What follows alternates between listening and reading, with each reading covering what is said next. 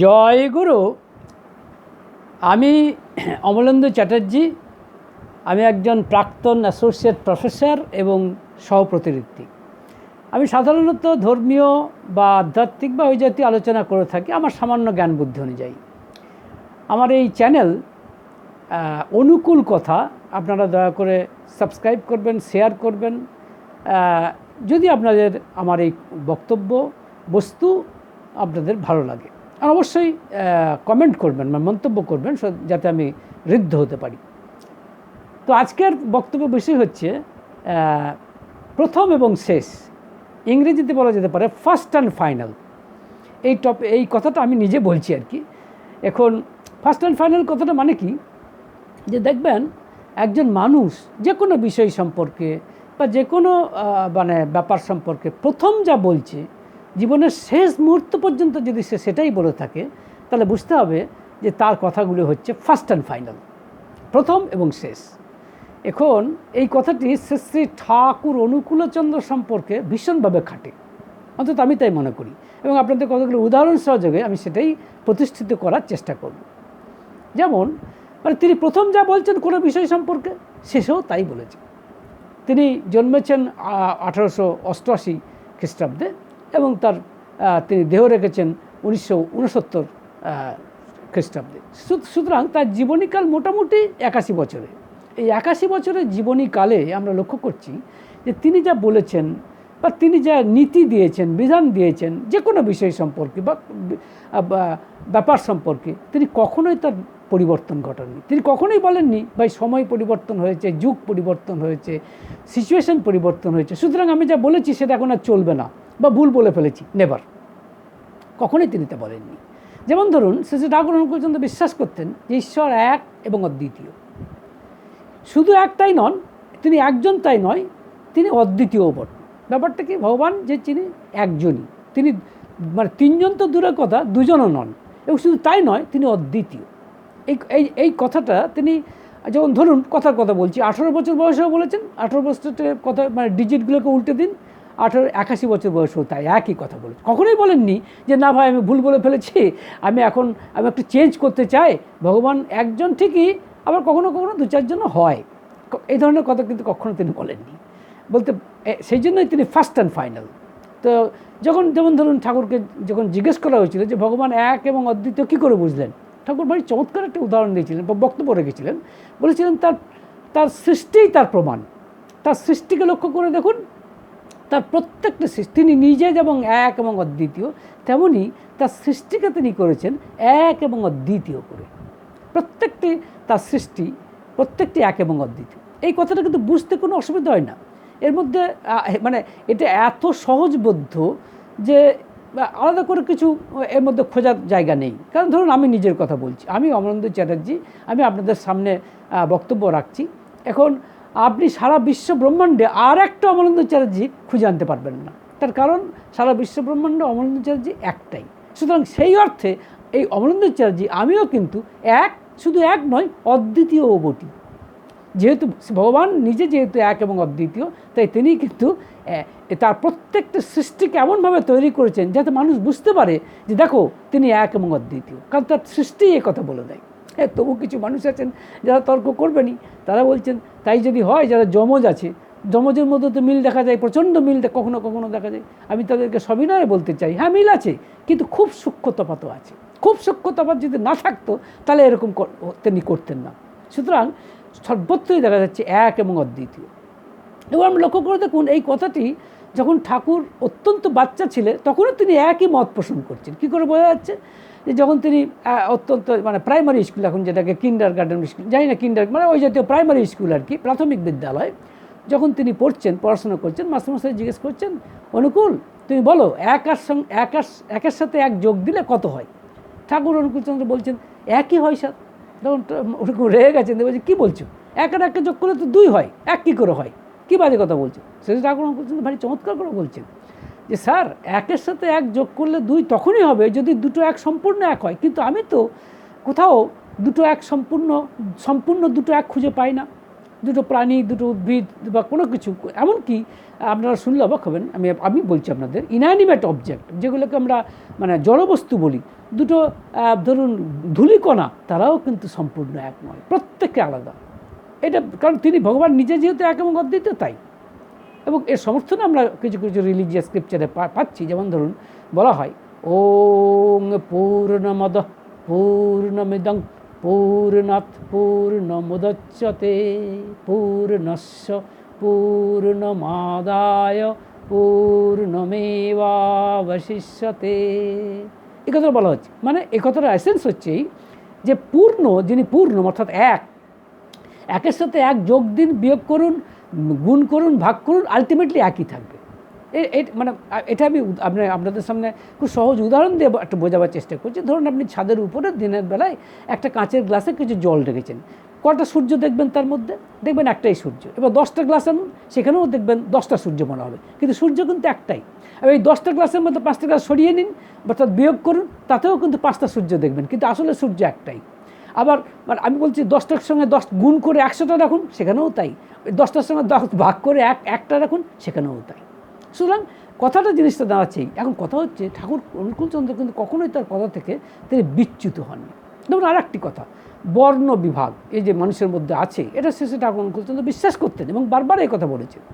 হ্যাঁ, এবং বলছেন এই ভ্যারাইটিটা আছেই, থাকতেই হবে। ভগবান শ্রীকৃষ্ণ একই কথা বলেছেন গীতাতে, চাতুর্বর্ণং ময়া সৃষ্টম গুণকর্ম বিভাগসহ। এর অর্থ হচ্ছে মানুষের মধ্যে এই যে 4টে বর্ণ, বিপ্র, ক্ষত্রিয়, বৈশ্য, শূদ্র, এটা আমি সৃষ্টি করেছি অর্জুন, এবং এটা এই ভ্যারাইটিটা মানতেই হবে। এখন যদি আপনারা ভগবানের বিশ্বাস নাও করেন, প্রকৃতিকে তো বিশ্বাস করতে হবে। দেখুন প্রকৃতির দিকে তাকালে আমরা দেখতে পাচ্ছি কত রকমের আম রয়েছে, গোলাপ খাস, ফজলি, ল্যাংড়া, কত রকমের আম।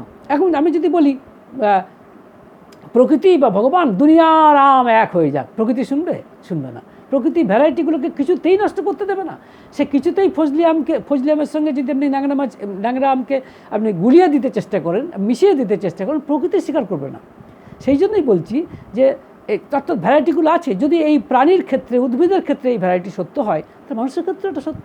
তবে অবশ্য এটাকে তথাকথিত আমরা জাতিভেদ প্রথার সঙ্গে যেটা ইকুয়েট করি, তা কিন্তু নয়, সেটার সঙ্গে এটা তুলনা হয় না। কারণ ভগবান বলছেন যে গুণ এবং কর্মের ভিত্তিতে আমি এই বর্ণ বিভাগ সৃষ্টি করেছি, গুণ এবং কর্মের ভিত্তিতে। তো এই বর্ণ বিভাগের কথা ঠাকুর অনুকূলচন্দ্র বাচ্চা বয়সেও বলেছেন, যখন বৃদ্ধ বয়স তখনও এই কথা বলেছেন। এই প্রসঙ্গে আপনাদের কথা মনে পড়ে গেল, কৃষ্ণপ্রসন্ন ভট্টাচার্য, তিনি একজন প্রখ্যাত বিজ্ঞানী ছিলেন। কলকাতা ইউনিভার্সিটিতে ফিজিক্সের MSc-তে তিনি গোল্ড মেডেল পেয়েছিলেন। তিনিও শ্রী ঠাকুর অনুকূলচন্দ্র একজন অত্যন্ত মানে ভক্ত ছিলেন, মানে নিষ্ঠাবান ভক্ত ছিলেন। তিনি শ্রী ঠাকুর অনুকূলচন্দ্রকে জিজ্ঞাসা করেছিলেন, তখন হয়তো শ্রী ঠাকুর অনুকূলচন্দ্রের বয়স প্রায় 70 বছর। জিজ্ঞেস করেছেন, ঠাকুর আপনি কি এখনও বিশ্বাস করেন যে একের সাথে এক যোগ দিলে এক হয়? শ্রী ঠাকুর অনুকূলচন্দ্র হেসে বলেছেন, হ্যাঁ আমি এখনও বিশ্বাস করি যে একের সঙ্গে এক যোগ দিলে একই হয়। কে জানে আমি মূর্খ মানুষ, সেই জন্য কিনা জানি না, ভগবান বোধহয় এইভাবেই কথা বলেন। তাহলে কথা ঠাকুর কিন্তু একই কথা বলছেন। তিনি এই 81, তার যে জীবনীকালের 81 বছরের এই জীবনীকাল, কখনোই তিনি তার বক্তব্যকে পৃথক করেননি। আপনারা তার ঠাকুরের কথা বিভিন্ন কথার সাথে, বিভিন্ন বক্তব্যের সাথে একমত হতে পারেন, নাও হতে পারেন, তাতে কোনো অসুবিধা নেই। আপনার সেই স্বাধীনতা নিশ্চয়ই আছে, কিন্তু কথাটা হচ্ছেই তিনি যা মনে করতেন, what ever he thought prudent, what ever he thought appropriate, তিনি যা মনে করতেন ঠিক, সেটাই তিনি বলে গেছেন। তিনি কখনোই তা পরিবর্তন করেননি। কালের পরিবর্তনে, সময়ের পরিবর্তনে, বা দেশের পরিবর্তনে বা নিমিত্তের পরিবর্তনে তিনি তার বক্তব্য বিষয় থেকে এক চুল সরে আসেননি। এইখানেই তার ইউনিকনেস বলা যায়, এবং সম্ভবত ভগবানেরও তাই বলা হয়। তো যাই হোক, যেমন ধরুন আরেকটি কথা, ঠাকুরকে যখন জিজ্ঞেস করা হচ্ছে, বা ঠাকুরের বক্তব্য ছিল দেশের উন্নতি করতে গেলে প্রথমেই দরকার মানুষ তৈরি, ভালো মানুষ তৈরি, ভালো মানে ম্যান মেকিং প্রোগ্রাম যেটাকে বলছে, man making mission is the only mission, যেটা মানুষকে প্রথমেই গ্রহণ করতে হবে। এটা ঠাকুরের বক্তব্য ছিল। যখন নেতাজি সুভাষচন্দ্র বোস এসেছিলেন, যখন ডক্টর শ্যামাপ্রসাদ মুখার্জি এসেছিলেন, বা অন্যান্য বিভিন্ন প্রখ্যাত রাজনীতিবিদ যখন শ্রী ঠাকুর অনুকূলচন্দ্রের সঙ্গে দেখা করেছিলেন, ঠাকুর অনুকূলচন্দ্র একই কথা বলেছিলেন ভালো মানুষ তৈরি করতে হবে। কিন্তু অনেকে এটা বলে থাকে যে ভালো মানুষ তৈরি করতে গেলে প্রথমেই দরকার ভালো শিক্ষা দেওয়া। কিন্তু এই শ্রী ঠাকুর অনুকূলচন্দ্র বলছেন নিশ্চয়ই শিক্ষা দেওয়ার প্রয়োজন আছে, শিক্ষার প্রচণ্ড ভূমিকা আছে, কিন্তু প্রথমে দরকার ভালো মানুষ তৈরি করা। আর এই ভালো মানুষ তৈরি করতে গেলে কী দরকার, সেটাও শ্রী ঠাকুর অনুকূলচন্দ্র বলেছেন কম্প্যাটেবল ম্যারেজ, অর্থাৎ সত্যিকারের সঙ্গতিশীল বিবাহ। যদি সঙ্গতিশীল বিবাহ না হয় তাহলে কিন্তু ভালো সন্তান তৈরি হবে না। এবং তিনি বলেছেন কি করে সেটা হবে, তার তার বিধানটাও তিনি দিচ্ছেন এরকম। তিনি বলছেন যে কনে যেন পাত্রের চেয়ে কোনো অংশে, মানে রাদার উল্টোটা বলছি, পাত্র যেন কোনো অংশেই কনের চেয়ে ন্যূনতম না হয়, অর্থাৎ পাত্র যেন সবসময় তার সমান হয় বা উচ্চতর হয়, at least equal if not superior. তার কারণ কি? তার কারণ একটা সুসন্তান আসতে গেলে একটা মাকে তার স্বামীর প্রতি প্রচণ্ড শ্রদ্ধা ভক্তি থাকা চাই। তো তার স্বামী যদি সমস্ত ব্যাপারে, অর্থাৎ চাল চলন চরিত্র আচরণ সমস্ত ব্যাপারে বর্ণে সমস্ত দিক থেকে যদি কনের সমান না হয় বা তার চেয়ে উচ্চ না হয়, তাহলে সেই মায়ের তার স্বামীর প্রতি সেই পরিমাণ শ্রদ্ধা নাও থাকতে পারে। আর সেই শ্রদ্ধা যদি না থাকে তাহলে কিন্তু ভালো আত্মা কিন্তু সন্তান রূপে আসবে না। এটা বলা হয় যে বাতাসের মধ্যে নিরালম্ব বায়ুভূক হিসেবে আত্মারা অবস্থান করছেন, ভালো আত্মাও আছে খারাপ আত্মাও আছে। তো এখন একটি মা কীরকমভাবে তার স্বামীকে উদ্দীপিত করবে তার উপর নির্ভর করছে কীরকম আত্মা আসবে। সেই অর্থে একজন মায়ের যদি স্বামীর প্রতি শ্রদ্ধা না থাকে, ভক্তি না থাকে, তাহলে কিন্তু ভালো আত্মা কিছুতেই আসবে না। এটাই হচ্ছে সাধারণ রুল। এখন অনেকে বলতে পারেন স্বামীরও তো স্ত্রীর প্রতি সেরকম শ্রদ্ধা ভক্তি থাকা দরকার, নিশ্চয়ই দরকার, সেটা অস্বীকার করা হচ্ছে না। কিন্তু প্রকৃতির রুল হচ্ছে এটাই, প্রকৃতির নিয়ম হচ্ছে এটাই যে একটি সন্তান সৃষ্টিতে মা বাবার মধ্যে যে আপেক্ষিক ভূমিকা, তার মধ্যে কিন্তু মায়ের আপেক্ষিক ভূমিকা অনেক অনেক বেশি। তাই মায়ের শ্রদ্ধা ভক্তি থাকাটা সব থেকে বেশি প্রয়োজনীয়। তো যাই হোক, সেই অর্থে বলা হচ্ছে এটাই যে কম্প্যাটেবল ম্যারেজ বা সঙ্গতিশীল বিবাহ সম্পর্কে ঠাকুর এটাই বলছেন যে মানে পাত্র যেন পাত্রের তুলনায় কোনো অংশে কম না হয়, বর্ণে বংশে চরিত্রে আচরণে সমস্ত দিক থেকে। আর উল্টোটা যদি উল্টোটা হয় তাহলে সেটা হচ্ছে ইনকম্প্যাটেবল ম্যারেজ বা যেটাকে বলে অসঙ্গতিশীল বিবাহ। অর্থাৎ যদি কনে পাত্রের চেয়ে আরও মানে সুপেরিয়ার হয়, তাহলে সেক্ষেত্রে সম্ভাবনা থেকে যায় ওই কনের ওই স্বামীর প্রতি শ্রদ্ধা না থাকার, আর শ্রদ্ধাহীনতার ফলে কুআত্মার জন্ম হবে, এটাই বলা হয়। এখন এই থিওরির সঙ্গে আপনারা একমত হতে পারেন, নাও হতে পারেন, আপনাদের স্বাধীনতা আছে, কিন্তু ঠাকুর অনুকূলচন্দ্র এরকম কথাই বলছেন। তাই তিনি বলছেন যে ভালো মানুষ তৈরি করতে গেলে, এবং ভালো মানুষ তৈরি করা সম্পর্কে বলছেন যে সঙ্গতিশীল বিবাহের ফলে যে সন্তান সৃষ্টি হবে তারা কীরকম হবে, ঠাকুর বলছেন তারা হবে এনার্জেটিক, ইউজেনিক এবং বলছেন ইউজেনিক, এনার্জেটিক এবং অ্যাক্টিভ ছেলে হবে। অর্থাৎ এক কথায় যেটাকে বলে উচ্চ প্রজননশীল, তারা মানে সক্রিয়, এবং তারা হবে মানে এনার্জেটিক সন্তান, এবং তারা হবে দেশের অ্যাসেট, সম্পদ। আর উল্টোটা যদি হয়, অসঙ্গতিশীল বিবাহ হয়, তাহলে তারা হবে ইনঅ্যাক্টিভ, বলা যেতে পারে unhygienic, you can say, and unenergetic, and তারা হবে কি বার্ডেন অফ দ্য সোসাইটি, তারা হবে দেশের মানে বোঝা স্বরূপ হবে।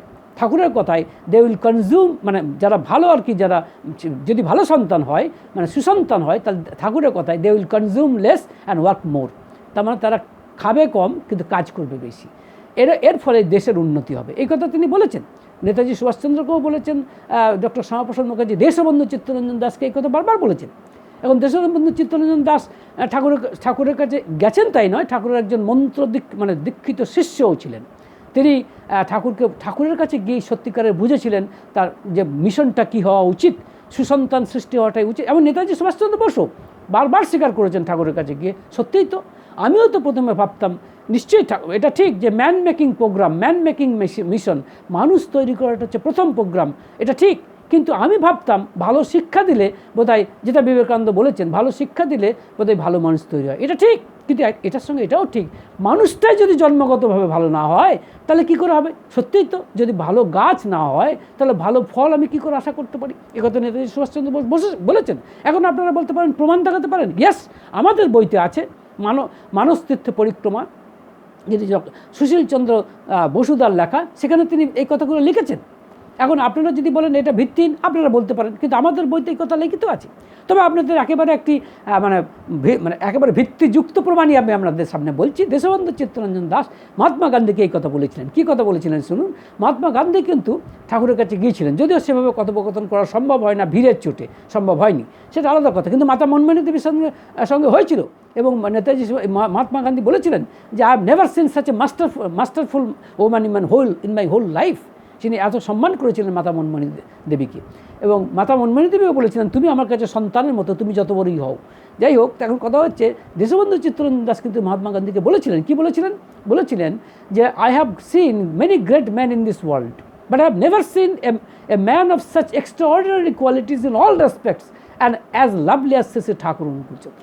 মানে তিনি বলছেন আমি জগতে বহু ভালো ভালো মানুষ দেখেছি, বহু মহান মানুষদের দেখেছি, কিন্তু সর্ববিষয়ে এত অসামান্য জ্ঞান এবং এত প্রেমময় ব্যক্তিত্ব শ্রী শ্রী ঠাকুর অনুকূলচন্দ্রের মতো দেখিনি। এবং তিনি একথা বলেছেন শ্রী শ্রী মহাত্মা গান্ধীকে, যে তিনি বলছেন যে I want you to stay with him for few days at least, I know that your need is not same as mine, but he has given me the strength, he has given me the strength which I did not possess before, and he has given me the vision, almost এরকম he has বলেছেন, he has given me the vision which I did not possess before, I see things more clearly which I saw dimly before। এটা দেশবন্ধু চিত্তরঞ্জন দাস বলেছেন, এবং এটা যে সত্য এটা মহাত্মা গান্ধী লিখেছেন এই একটি পত্রিকাতে, এবং সেই পত্রিকাটির নাম ইয়ং ইন্ডিয়া।